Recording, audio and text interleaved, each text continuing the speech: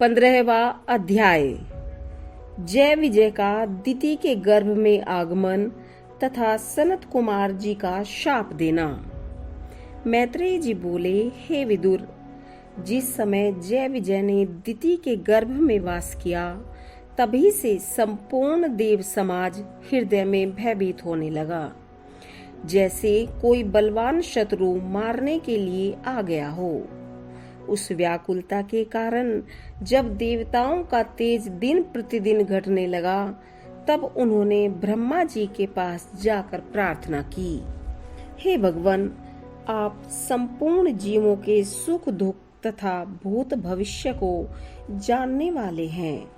इन दिनों हम लोगों का हृदय अत्यंत व्याकुल तथा भयभीत रहता है, इसीलिए आप हमें इसका भेद बताने की कृपा करें। देवताओं की यह प्रार्थना सुनकर ब्रह्मा जी ने कहा, हे इंद्र, श्री नारायण जी के द्वारपाल जय तथा विजय जन्म लेने के हेतु दिति के गर्भ में आ गए हैं, इसीलिए उनके तप एवं तेज के कारण तुम्हारी शक्ति क्षीण हो गई है। ब्रह्मा जी का यह वचन सुनकर देवताओं ने पूछा, हे ब्रह्मा जी, जब उनके गर्भ में आने पर ही हमारी यह दशा हुई है, तो उनके जन्म लेने के बाद तो न जाने हमारी क्या दशा होगी। हे भगवान, वैकुंठवासी जीव तो जन्म मरण से रहित होते हैं, फिर क्या कारण है जो उन्होंने वैकुंठ लोक को त्याग कर दैत्य शरीर में जन्म लेना स्वीकार किया। तब ब्रह्मा जी बोले, हे देवताओं, एक समय अनेक दासियों के होने पर भी लक्ष्मी जी अत्यंत प्रसन्न होकर श्री नारायण जी के शरीर एवं भुजाओं में अपने हाथों से चंदन लगा रही थी। उस समय श्री पर ब्रह्मा परमेश्वर प्रभु वैकुंठ लोक में रत्न जड़ित सिंहासन पर बैठे हुए थे।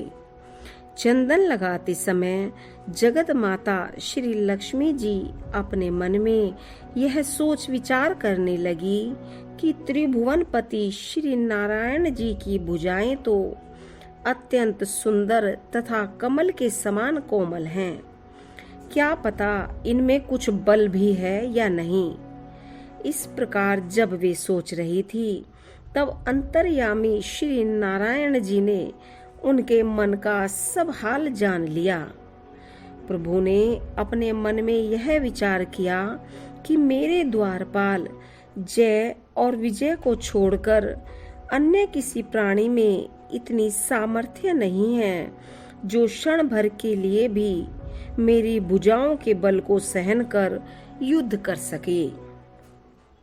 इसलिए इन दोनों को दैत्य योनि में जन्म देकर तत्पश्चात उनसे युद्ध करके मुझे लक्ष्मी को अपना पराक्रम दिखाना चाहिए।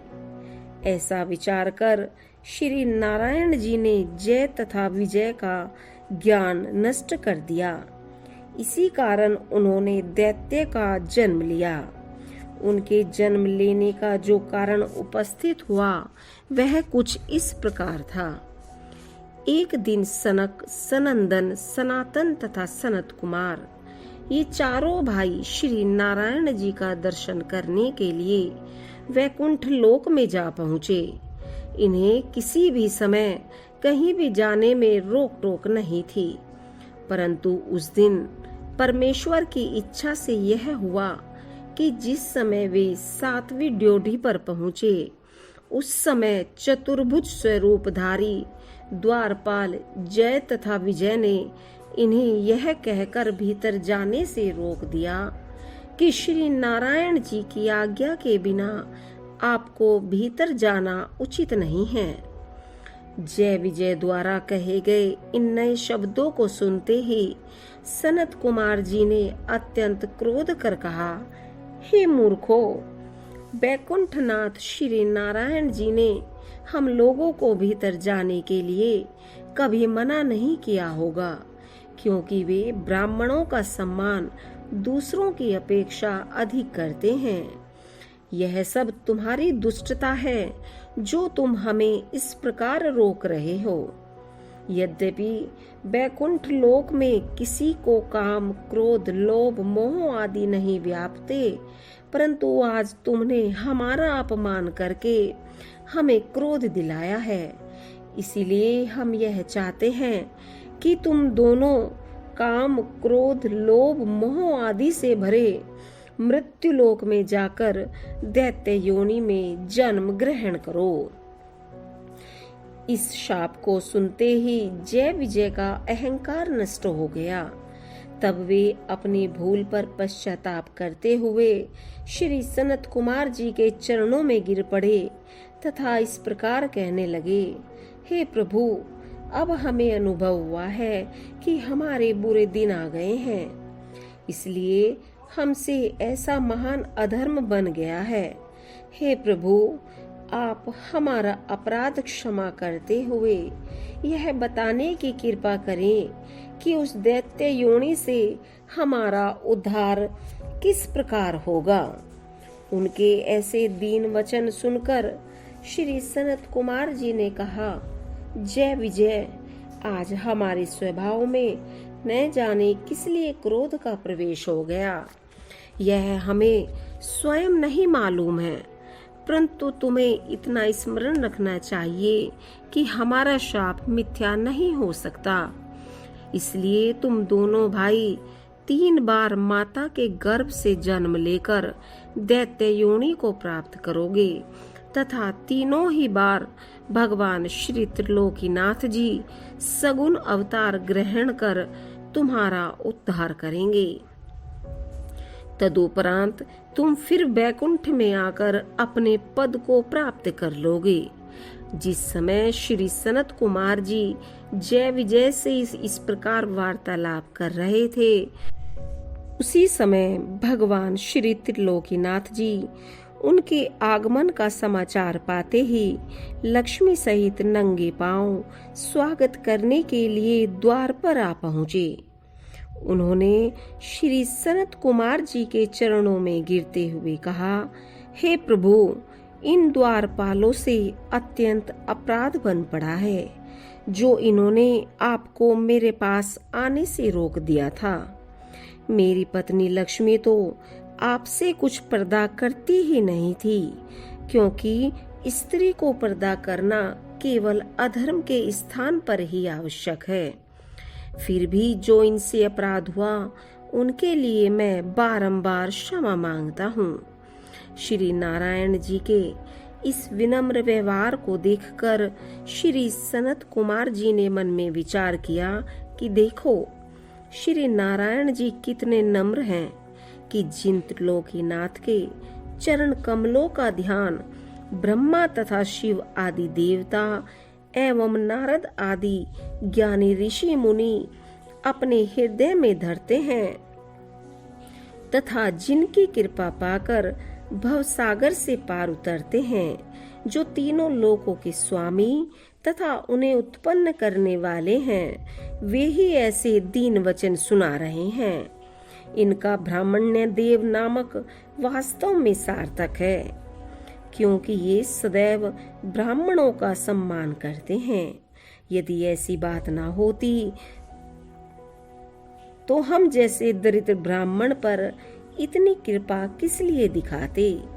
ये जो ब्राह्मणों पर इस प्रकार कृपा रखते हैं, उसका वास्तविक कारण यही है कि संसारी लोग भी श्री दीनानाथ जी का अनुकरण कर ब्राह्मणों की सेवा तथा सम्मान करें। इस प्रकार विचार करने के बाद सनत कुमार जी हाथ जोड़कर श्री नारायण जी से बोले, हे त्रिलोकीनाथ, मैंने क्रोध के वश हो आपके सेवकों को शाप दे डाला है, इसलिए आप कृपा कर मेरे अपराध को क्षमा करें। हे भगवान, आप मुझे अपने चरणार विंदों की भक्ति प्रदान करिए, जिससे मुझे फिर कभी क्रोध न आए और मेरे द्वारा किसी भी जीव को कष्ट न पहुँचे। 16वां अध्याय। भगवान नारायण द्वारा सनत कुमार जी का सम्मान। मैत्रेय ऋषि बोले, हे विदुर, सनत कुमार जी के ऐसे वचन सुनकर श्री नारायण जी कहने लगे, हे महात्मन, आपने द्वारपालों को शाप देकर बहुत ही उचित कार्य किया है, क्योंकि इस भय से अब कोई मनुष्य ऋषि मुनि एवं ब्राह्मणों की निंदा नहीं करेगा। अगर कोई इनका अपमान करेगा तो वह नरकगामी होगा। आप मेरे इष्ट देव हैं। यह आपके चरणारविंदों की रज का ही प्रताप है कि लक्ष्मी परम चंचला होते हुए भी मेरी दासी बनकर सदैव मेरे साथ ही रहती है। मैं ब्राह्मणों को अपने शरीर, लक्ष्मी तथा बैकुंठ से भी ज्यादा प्यारा एवं बड़ा समझता हूँ। ब्राह्मण को उत्तम भोजन खिलाने से मैं जितना प्रसन्न होता हूँ, उतना अग्नि में होम करने से प्रसन्न नहीं होता। ब्राह्मणों को मनो इच्छित भोजन कराने से तीनों लोकों के प्राणियों सहित मेरा पेट भर जाता है। ब्राह्मणों की चरण रज को मैं लक्ष्मी समेत अपने मस्तक पर धारण करता हूँ। श्री नारायण जी के ऐसे वचन सुनकर सनकादिक ने कहा, हे भगवान, आपकी इच्छाओं तथा चरित्रों को हमारे पिता ब्रह्मा जी भी नहीं जान पाते हैं। फिर हम लोगों की क्या शक्ति है जो हम उन्हें जान सकें। आप तो 14 भुवनों के समस्त प्राणियों के नाथ हैं। परम प्रभु, आपकी जैसी इच्छा होती है, ब्रह्मादि देवता उसी के अनुसार कार्य करते हैं। आपके वैकुंठ लोक में काम, क्रोध, लोभ, मोह आदि का प्रवेश नहीं होता है। यहाँ बहुत से कल्प वृक्ष लगे हुए हैं। उन वृक्षों में 12 मास ऐसे फल फूल आते रहते हैं जिनको देखते ही मन प्रसन्न हो जाता है और शोक क्लेश आदि का नाश हो जाता है। यहाँ सुंदर हंस, मोर आदि पक्षी अनेक प्रकार की मधुर वाणी बोलते रहते हैं और स्वर्ण निर्मित भवन सुंदर रत्नों से जड़े हुए हैं। इस वैकुंठ में आने पर प्राणी की समस्त अभिलाषाएं पूर्ण हो जाती हैं। यहाँ सब तरह के सुख देने वाली वस्तुएं प्राप्त होती हैं। इतनी बात कहकर सनकादि चारों भाई श्री लक्ष्मी नारायण के ध्यान में ऐसे लीन हो गए कि अधिक स्नेह के कारण उनके नेत्रों से अश्रुजल बहने लगा। 17वां अध्याय। दिति के गर्भ से हिरण्याक्ष एवं हिरण्यकश्यप का जन्म होना और हिरण्याक्ष का बल घमंड। मैत्रेय ऋषि बोले, हे विदुर जी, सनकादिकों के चले जाने के बाद भगवान के द्वारपाल जय विजय अपने हृदय में शाप मुक्त होने की कामना लिए श्री नारायण जी के आगे खड़े रहे। सर्वांतर्यामी श्री नारायण जी ने उनके मन का हाल जानते हुए कहा, हे द्वारपालो, मैंने अपनी इच्छा से ही तुम्हारा ज्ञान नष्ट करके ब्राह्मणों द्वारा ऐसा शाप दिलवाया है। अन्यथा श्री सनत कुमार जी के स्वभाव में क्रोध नहीं था। सनत कुमार जी, तुम्हें क्षमा करके 3 जन्म बाद तुम्हारे उद्धार का उपाय कह गए हैं। इसलिए तुमको राक्षस योनि में 3 बार जन्म लेकर मृत्युलोक में रहना पड़ेगा। उस समय तुम शत्रु भाव से मेरा ध्यान करना, तब मैं सगुण रूप धारण कर तुम्हें मारूंगा और 3 जन्म व्यतीत होने पर तुम्हें पुनः वैकुंठ लोक में बुला लूंगा। इतना कहकर श्री नारायण जी ने जय विजय को वैकुंठ लोक से नीचे गिरा दिया। हे विदुर जी, श्री त्रिभुवन पति की इच्छा से 100 वर्षों तक दिति के गर्भ में वास करने के बाद उन दोनों ने जन्म लिया। उस समय जगत में अनेकों तरह के अपशकुन होने लगे। ब्राह्मण और देवता भयभीत होकर कांपने लगे। अग्निहोत्रियों की जो अग्नि कई पीढ़ियों से यज्ञ कुंड में प्रज्वलित रहती चली आ रही थी, वह बुझ गई। पृथ्वी पर भूचाल आने लगे और कलयुग के समस्त लक्षण दिखाई देने लगे। ब्रह्मा जी ने दिति के उन दोनों पुत्रों का नाम हिरण्याक्ष और हिरण्यकश्यप रखा। हिरण्याक्ष का शरीर कई योजन लंबा चौड़ा था। वे दोनों भाई बड़े हुए तब बड़ा भाई हिरण्याक्ष अपनी शक्ति के अभिमान में डूबकर हाथ में गदा लेकर अकेला ही घर से चल दिया। वह अपने बल के सामने किसी दूसरे के बल को तुच्छ मानता था। जब हिरण्याक्ष ने यह देखा कि तीनों लोक 14 भुवन में कोई ऐसा योद्धा नहीं है जो मेरा सामना कर सके, तब वह किसी ऐसे योद्धा की तलाश करने के लिए 10 दिशाओं में घूमने लगा। उस समय रास्ते में अचानक ही नारद जी से उसकी भेंट हो गई। नारद जी को देखकर उसने उन्हें प्रणाम किया। इसके बाद हंसते हुए बोला, हे देवर्षि, आप सभी जगह आते जाते रहते हैं, इसलिए आप मुझको ऐसा योद्धा बतलाइए जो मुझसे संग्राम कर सके। अगर आप नहीं बताएंगे तो मैं आपको ही मार डालूंगा। यह सुनकर देवर्षि नारद जी ने कहा, हे दैत्यराज, मेरी दृष्टि में जगत में ऐसा कोई वीर योद्धा नहीं आता जो तुमसे लड़ सके। केवल एक श्री नारायण भगवान ही ऐसे हैं जो तुम्हारी अभिलाषा को पूर्ण कर सकें। यह सुनकर हिरण्याक्ष ने कहा, हे नारद जी, आप मुझको उन नारायण का ही पता बता दीजिए जिससे मैं उसके पास जाकर युद्ध कर सकूं। मैंने सुना है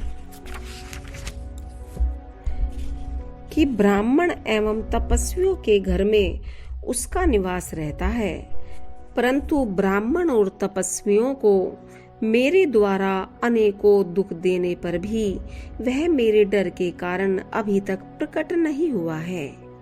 अब तुम मुझे उसका प्रमुख स्थान बता दो। तब देवर्षि बोले, हे हिरण्याक्ष, इस समय श्री नारायण जी वाराह स्वरूप धारण कर पृथ्वी को निकालने के लिए पाताल को गए हैं। यदि तुमको उनसे युद्ध करने की अभिलाषा है तो तुम भी वहीं चले जाओ, वे तुम्हारी इच्छा पूर्ण कर देंगे। 18वां अध्याय, हिरण्याक्ष का पाताल को जाना और वाराह भगवान द्वारा वध होना। मैत्रेय ऋषि, हे विदुर जी, नारद के मुख से यह खबर पाकर हिरण्याक्ष श्री नारायण जी से लड़ने के लिए पाताल को चल दिया। जब मार्ग में ही उसने यह देखा कि श्री वाराह भगवान अपने 2 दांतों के ऊपर ही पृथ्वी को एक मामूली फूल के समान धारण किए चले आ रहे हैं, तब वाराह जी को देखकर हिरण्याक्ष ने हंसते हुए कहा, अरे चोर, तू निर्भय होकर कहाँ चला जा रहा है? यहाँ ठहर कर पहले मुझसे युद्ध कर। अब तक मैंने वाराह स्वरूप पृथ्वी पर ही देखा था, परंतु आज मुझे आश्चर्य है कि मैं उसे जल में भी देख रहा हूँ। क्या तू मेरा डर नहीं करता? जो मेरे पितामह की छाती पृथ्वी को, जिसे हमने पाताल में रखा था, इस तरह चुरा कर लिए जाता है। अब मेरे हाथों से तेरी जान किसी तरह नहीं बचेगी। अब मैंने जान लिया कि नारायण तेरा ही नाम है। तूने ही अनेकों बार अवतार धारण कर मेरे दैत्य बंधुओं का संहार किया है। अतः आज मैं तेरे प्राण लेकर उन सब का बदला चुकाऊंगा। इसके बाद मैं उन साधु महात्माओं एवं ऋषि मुनियों को भी मार डालूंगा जिनके द्वारा किए गए यज्ञ, हवन, जप तप आदि से तुझको शक्ति प्रदान होती है। हिरण्याक्ष के इस प्रकार दुर्वचनों को सुनकर श्री नारायण जी कुछ देर तक इसलिए नहीं बोले कि दुर्वचन बोलने से आयु, तेज तथा बल कम हो जाता है। जब वाराह जी ने यह जान लिया कि दुर्वचन कहने के कारण हिरण्याक्ष का बल एवं तेज क्षीण हो गया है, तब वे अपनी माया द्वारा पृथ्वी को जाल पर रखकर उससे इस प्रकार कहने लगे, हे हिरण्याक्ष, वास्तव में मैं जल का ही शुकर हूँ, परंतु मैं तुझ जैसे सिंह बनने वाले गांव के कुत्तों की खोज में सदैव घुमा करता हूँ। जिसकी मृत्यु समीप आ जाती है उसे भले बुरे का कुछ विचार नहीं रहता। यदि यह पृथ्वी तेरे पूर्वजों की छाती है और तू अपने को महापराक्रमी योद्धा समझता है, तो देख, मैं इस पृथ्वी को लिए हुए सामने खड़ा हूँ। इसलिए अब तू पहले मेरे ऊपर अपनी गदा का प्रहार कर ले, तब मैं तेरे ऊपर अपनी गदा का प्रहार करूंगा। तूने यह बात भी सत्य ही कही है कि मैंने सहस्त्रों बार अवतार लेकर तेरे बंधुओं को मारकर पृथ्वी का भार उतारा है। वही अवस्था तेरी भी होने वाली है। श्री वाराह जी द्वारा कहे गए इन वचनों को सुनकर हिरण्याक्ष ने अत्यंत क्रुद्ध हो उनके ऊपर अपनी गदा का प्रहार किया। उस समय श्री वाराह भगवान ने उसकी गदा को बीच में ही रोक दिया तथा लौटकर अपनी गदा का वार उसके ऊपर कर दिया। इस प्रकार दोनों ओर से गदा युद्ध होने लगा। जब लड़ते लड़ते संध्या काल होने को आया, उस समय ब्रह्मा जी ने श्री वाराह भगवान के निकट पहुंचकर इस प्रकार प्रार्थना की, हे प्रभु, आप हिरण्याक्ष को मारने में विलंब क्यों कर रहे हो? आप इस अधर्मी को शीघ्रता मारकर देवताओं का भय दूर कीजिए। हे नाथ, आपके अतिरिक्त अन्य कोई भी इस दुष्ट को नहीं मार सकता। ब्रह्मा जी द्वारा इस प्रकार स्तुति किए जाने पर श्री नारायण जी ने हिरण्याक्ष को लक्ष्य करके गदा का एक ऐसा प्रहार किया जिसके लगते ही उसकी मृत्यु हो गई। उसके मरते ही देवतागण प्रसन्न होकर श्री वाराह भगवान पर पुष्प वर्षा करने लगे तथा अपना मनोरथ पूर्ण हुआ जानकर आनंद के बाजे बजाने लगे। 19वां अध्याय। ब्रह्मा जी सहित सब देवताओं तथा पृथ्वी द्वारा श्री वाराह भगवान की स्तुति। मैत्रेय जी ने कहा, हे विदुर, जिस समय हिरण्याक्ष मारा गया उस समय सब देवताओं सहित ब्रह्मा जी ने श्री वाराह भगवान के समीप आकर उनकी इस प्रकार से स्तुति की, हे अनादि पुरुष वाराह जी, आपने देवता, ब्राह्मण एवं यज्ञ आदि की रक्षा करने के निमित्त इस पापी हिरण्याक्ष का संहार किया है। आपने ही पृथ्वी को पाताल से निकालकर जल पर स्थिर किया है। अब आपकी कृपा से सब जीव इस पृथ्वी पर रहकर आनंद सहित यज्ञ, जप, तप, पूजा एवं दान आदि कर्म करेंगे। हिरण्याक्ष के समय यज्ञ में देवता तथा पितरों को भाग नहीं मिलता था। अब वे अपना अपना भाग प्राप्त कर आनंद सहित आपका स्मरण करेंगे। इस प्रकार जब ब्रह्मा जी स्तुति कर चुके, तब पृथ्वी ने स्त्री रूप धारण कर वाराह जी के सम्मुख आ इस प्रकार से प्रार्थना करनी आरंभ की, हे ज्योतिर्मय, आपने दयापूर्वक मुझे पाताल से निकालकर जल के ऊपर स्थापित किया है। संसार के सभी छोटे बड़े जीव मुझ पर अपने पांव रखते हैं, परंतु आपने मुझे अपने दांत पर उठाया है, इसलिए मैं अपने आप को परम कृतार्थ मानती हूँ। इतनी कथा सुनकर शौनकादि ऋषियों ने सूत जी से पूछा, हे सूत जी, जब श्री वाराह भगवान पृथ्वी को जल पर स्थिर करके वैकुंठ लोक को चले गए, उसके उपरांत संसार की रचना किस प्रकार हुई तथा मैत्रेय ऋषि एवं विदुर जी में क्या संवाद हुआ, आप हमें यह बताने की कृपा करें। 20वां अध्याय। मैत्रेय ऋषि द्वारा संसार की उत्पत्ति का वर्णन। सूत जी बोले, हे ऋषियों, वाराह अवतार की कथा सुनने से विदुर जी को अत्यंत प्रसन्नता हुई। तब उन्होंने मैत्रेय जी से पूछा, हे महात्मन, ब्रह्मा जी ने संसारी जीवों को किस प्रकार उत्पन्न किया? अब आप वह वृतांत सुनाइए। मैत्रेय जी ने कहा, जब पृथ्वी स्थिर हो चुकी तब श्री परब्रह्मा प्रभु की माया से 24 तत्व प्रकट हुए। उसके अनंतर यक्ष नामक एक पुरुष उत्पन्न हुआ। जब उस पुरुष को भूख तथा प्यास लगी, तब वह कोई भोज्य पदार्थ न मिलने के कारण ब्रह्मा जी को खाने के लिए बढ़ चला। यह देखकर ब्रह्मा जी ने क्रोधित होकर जब उसे ऐसा करने से मना किया, तब उनके क्रोध द्वारा रक्ष नामक एक तमोगुनी राक्षस की उत्पत्ति हुई।